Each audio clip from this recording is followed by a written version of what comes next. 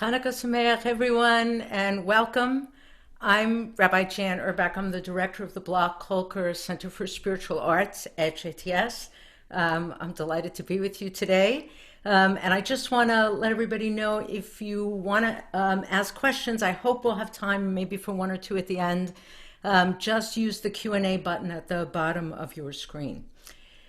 So today I want to unpack with you a brief text from the Talmud, one that many of you may already be familiar with. We'll put it on the screen now so you can see it. It's from the Tractate on Shabbat, in a section about lighting Shabbat candles. And it records a famous debate between the school of Shammai and the school of Hillel, who disagreed about almost everything.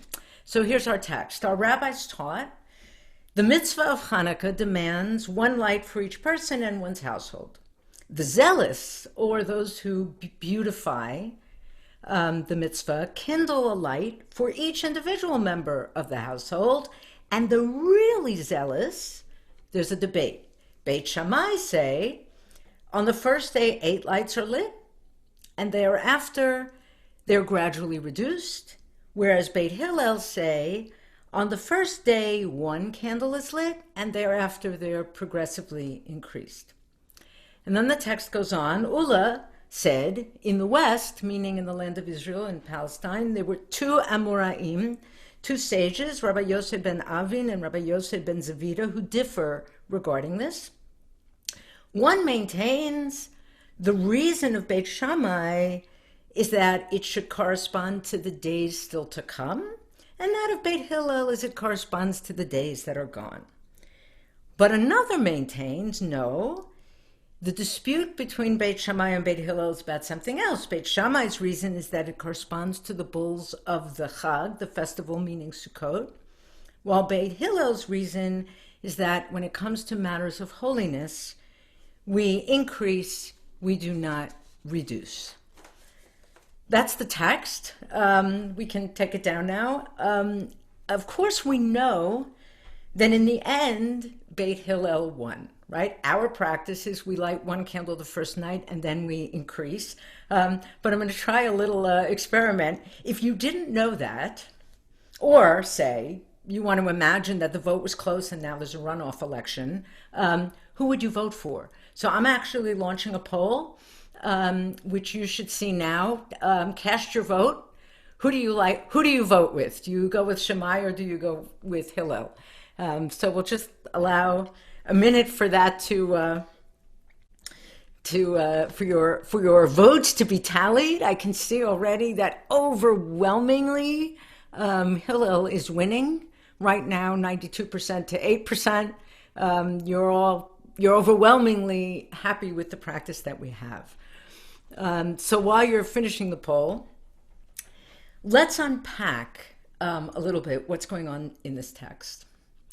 So Hanukkah, as I think many of us know, is a rabbinic holiday. It's not mentioned in the Torah. And the other major rabbinic holiday that we have, Purim, has in the book of Esther specific observances that are mentioned, like the public reading of the book of Esther and the giving of gifts to the poor, matanot avyanim, and the giving of gifts to friends, mishloach manot. But with Hanukkah, there is absolutely nothing. There are no observances commanded.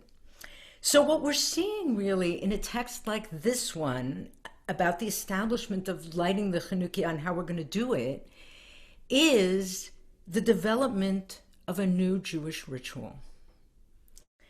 And I want to suggest that the debate that we're seeing here raises questions not only about how we ritualize Hanukkah specifically, but more generally, it offers lessons in Jewish innovation, and specifically ritual liturgical innovation, which is my specialty and work at JTS. And I would go even one step further and say, what the rabbis are debating here is exactly what we're struggling with in this time of a global pandemic, when we can't do things the way we usually do. So like it or not, we need to innovate. And the question is, what are the concerns that we need to take into account. So first, I'm going to, 77% of you voted. It's 91% to 9% favoring Shammai. So I'm going to close the poll now.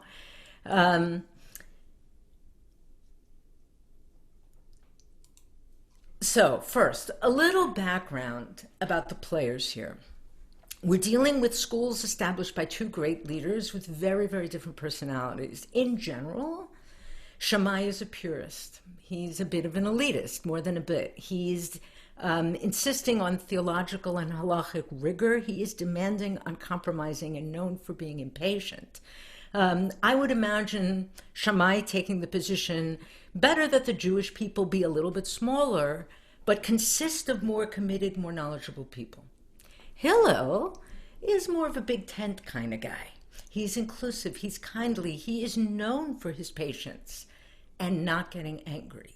And Hillel might say, better to draw everyone near and give them time and tools to evolve and grow than to insist on the highest standards up front.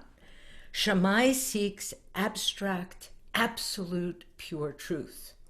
Hillel looks for a Judaism that is contextualized within the realities of human lives and the human soul. In general, our tradition says that in this world, the halacha follows Hillel. In the world to come, it will follow Shammai. So those are the players. Now, our text is set up with two levels of debate.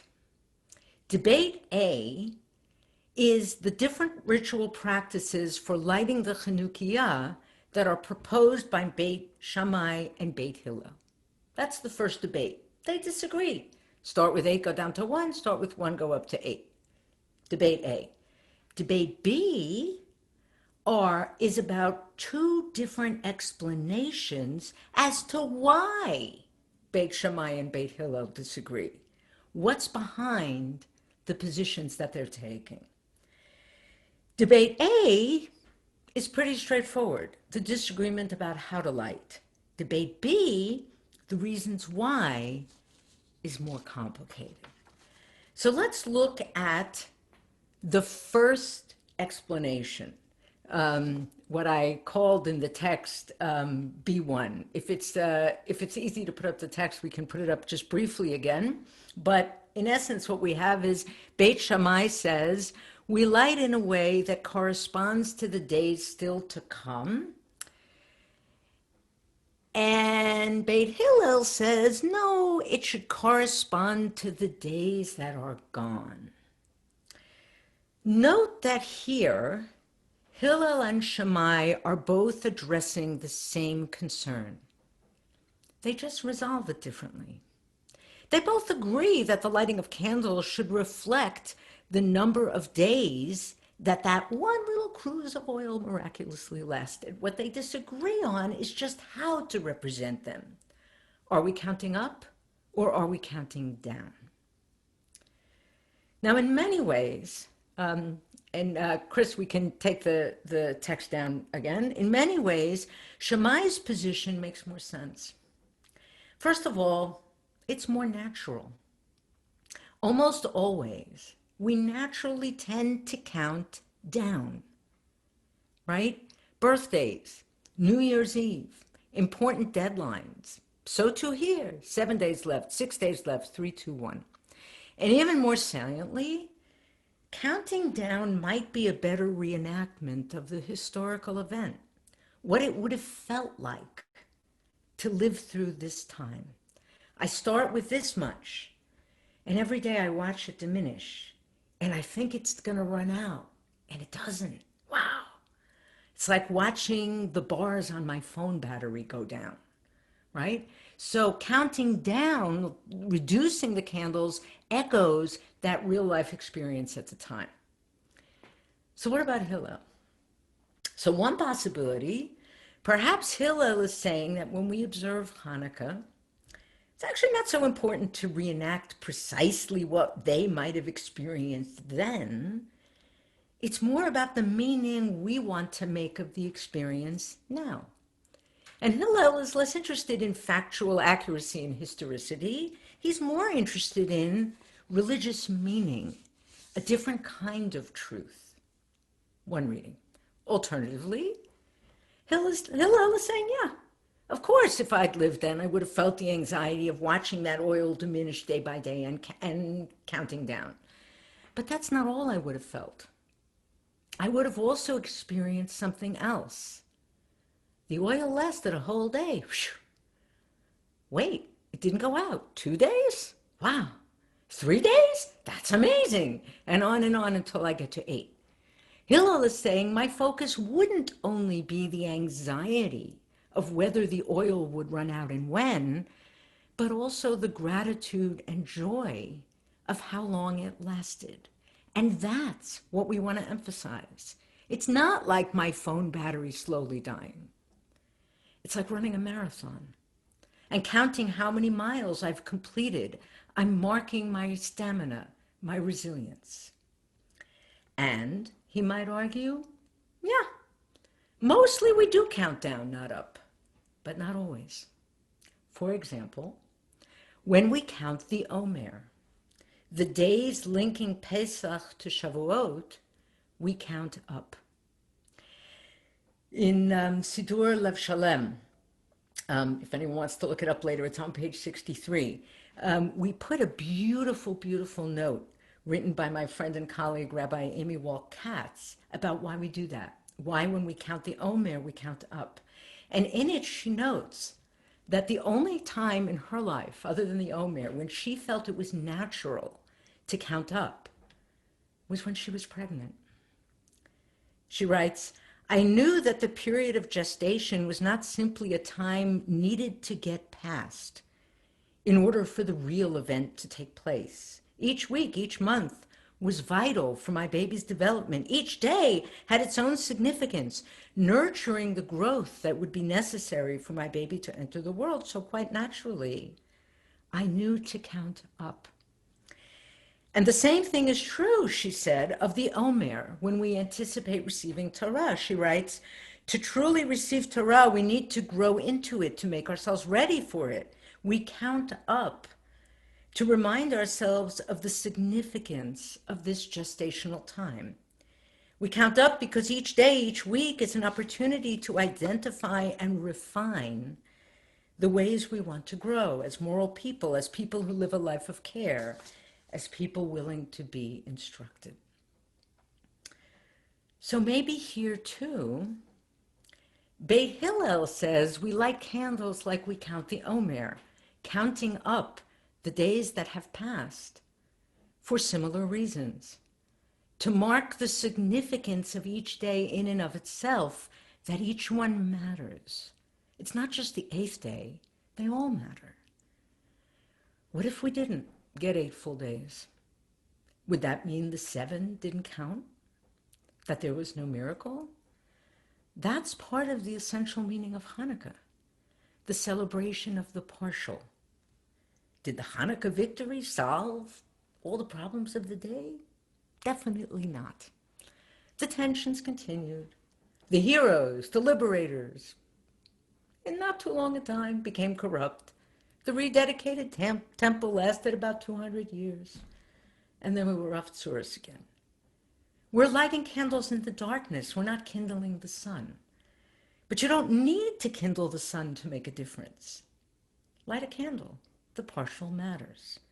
So, Hillel might say, we count up precisely because it's less natural. If we counted down, we might think it's only the end result that matters. Like the first 7 days are just time to get through until the really important thing happens at the end. We'll come back to that thought later. That's B1. That's the first explanation for the debate. Now let's look at the second explanation. And if we can put the text back up just to see it, I've marked it as B2. The second explanation for why Beit Shammai and Beit Hillel differ. This explanation is something else entirely. Beit Shammai's reason is that our lighting corresponds to the bulls of the Sukkot festival, while Beit Hillel's reason is that in matters of holiness, we increase, we don't reduce. Now here, it seems actually that Beit Shammai and Beit Hillel are really focusing on entirely different concerns and values. For Beit Shammai, we're modeling this new Hanukkah practice on an existing ritual, Sukkot. We're recalling the year when we weren't able to observe Sukkot as usual, as commanded, but as soon as we were able to, we did the next best thing. And therefore, we need to replicate that ritual as close as we possibly can. We need to stay true to the integrity of that observance and to be intellectually accurate and consistent. So how is Sukkot observed? Well, according to the book of Numbers, chapter 29, verses 12 to 38, on the first day, we offered 13 bulls.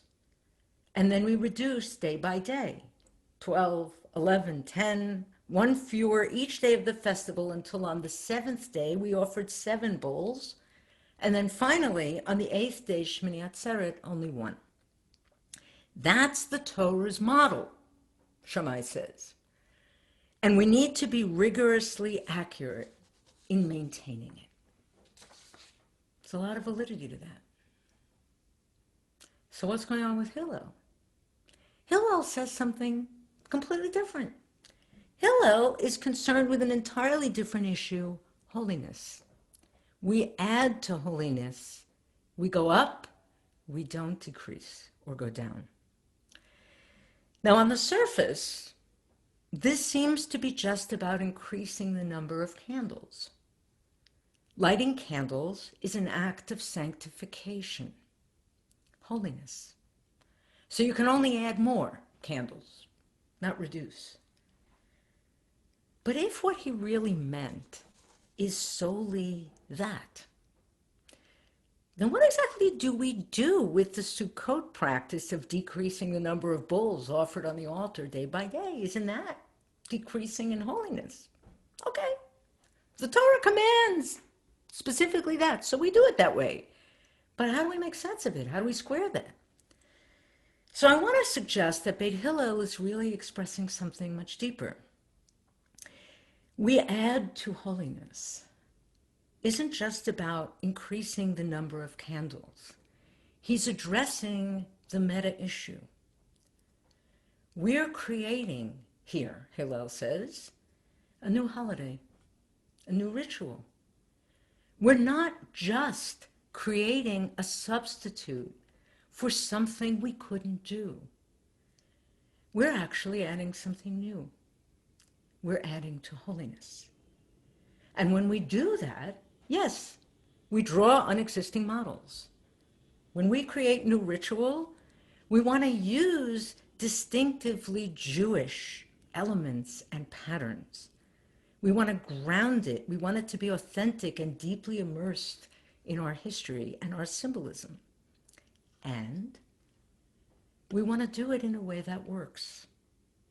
And by works, I mean several things. One, we want to do it in a way that resonates emotionally so that it's compelling and people will do it.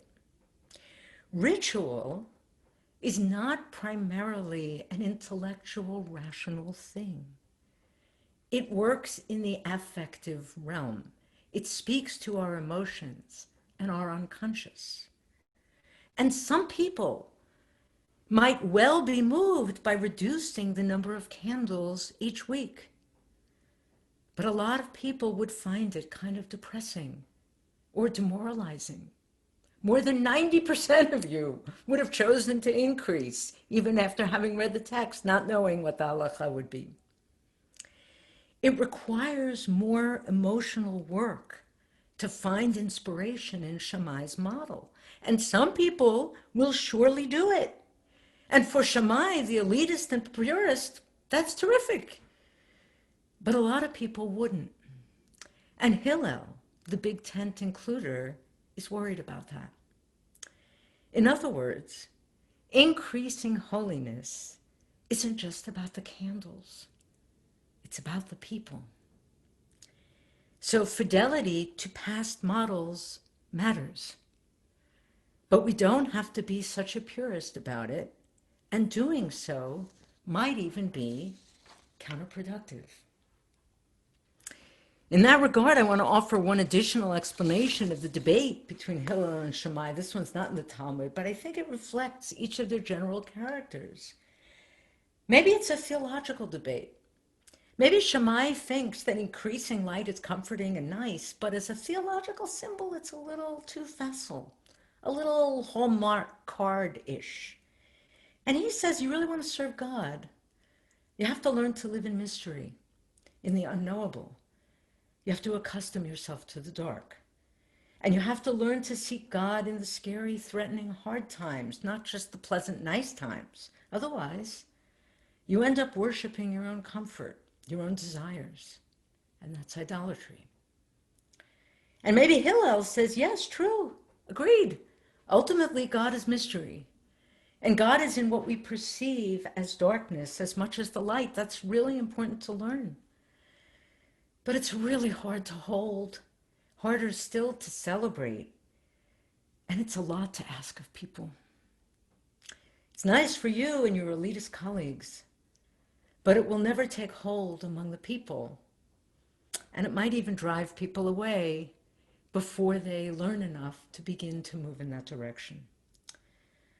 So for ritual to work, it has to be compelling, not just intellectually, but emotionally, symbolically.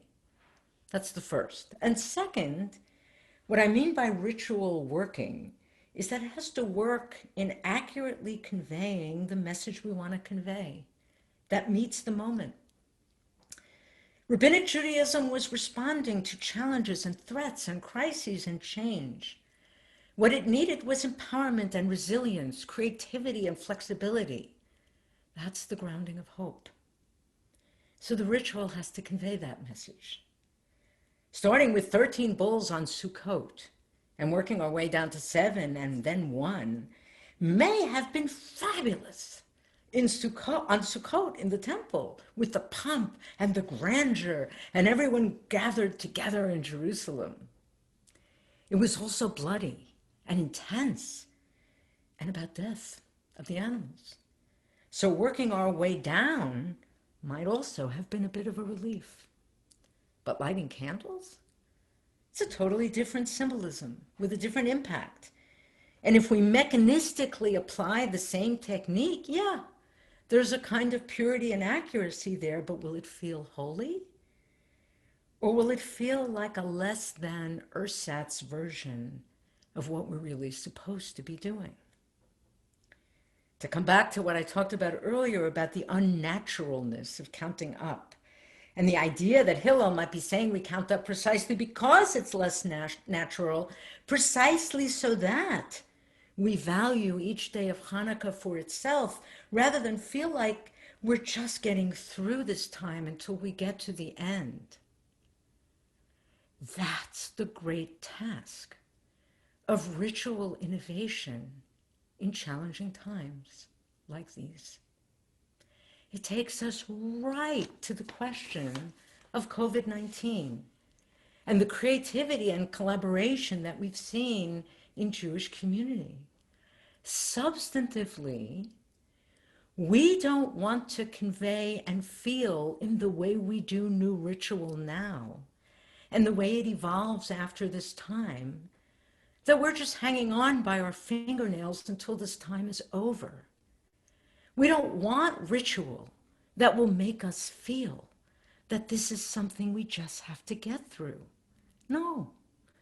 The role of Jewish ritual now is to help us make meaning now, to find light and hope in this time, in these days, and not only after, when it's over. We need to work at increasing holiness, not just mechanistically substituting for what was. In other words, at heart, this debate is really about two visions of Jewish religious life. Are we only primarily about replicating what was?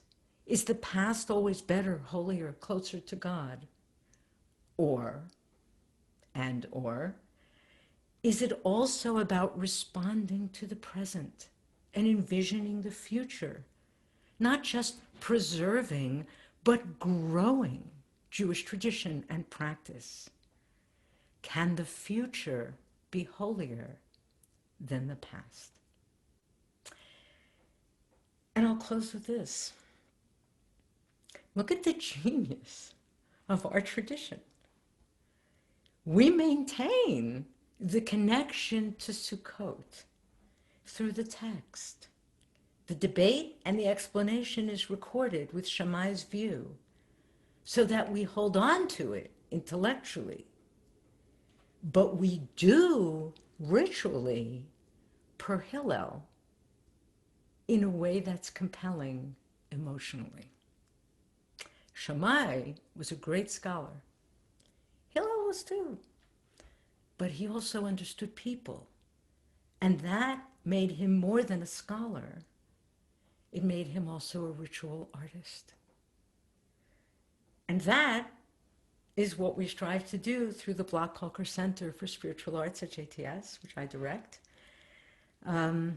My task is to teach our future Jewish leaders ritual sensitivity and courage so that our graduates are able to meet precisely moments like these. And I just want to give a shout out.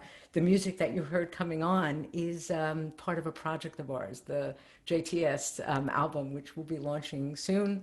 That was an original composition performed by one of our cantorial students, Jake Sandler. I also want to take this moment to thank Gilda Block, who I believe is here on this webinar.